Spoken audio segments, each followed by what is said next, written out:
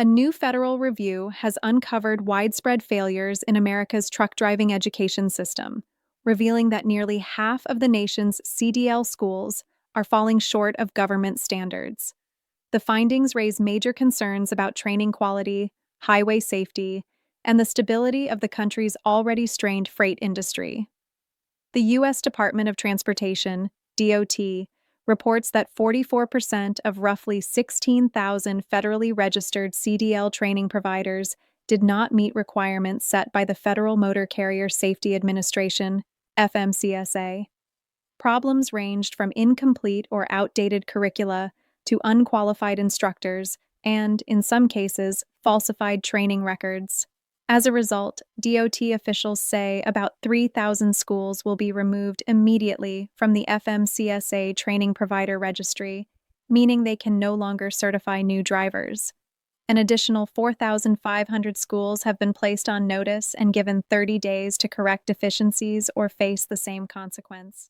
Central to the overhaul is the effort to shut down so-called CDL mills, operations accused of cutting corners and sending undertrained drivers onto America's highways. Regulators say the updated standards are designed to ensure every driver behind the wheel of a semi-truck has received legitimate, verifiable instruction. Trucking associations warn that the crackdown could expand the industry's long-standing driver shortage. Official estimates claim the U.S. is short tens of thousands of licensed drivers, a gap blamed for supply chain slowdowns since the pandemic.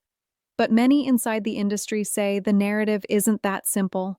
While companies insist they can't find enough qualified applicants, countless truckers report spending hours, sometimes days, waiting for loads.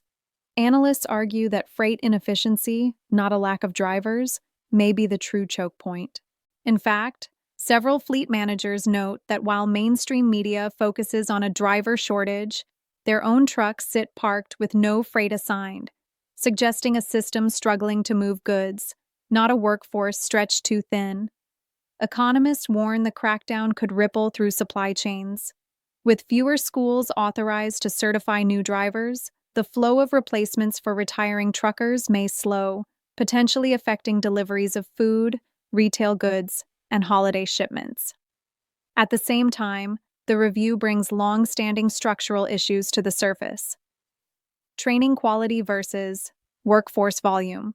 Removing fraudulent or low-performing schools could improve safety, but reduce the number of new drivers entering the industry. Regional strain. Some states already have limited training options, meaning students may have to travel far greater distances to find accredited programs. Supply and demand mismatch. Companies cite shortages, yet drivers cite underutilization, pointing to deeper logistical inefficiencies rather than a pure lack of personnel.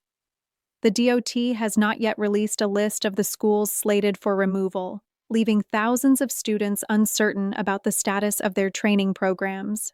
Officials emphasize that the crackdown targets institutions with widespread compliance failures, not reputable schools with minor clerical issues. Industry groups are now urging regulators to adopt a phased rollout to avoid stranding students mid-program.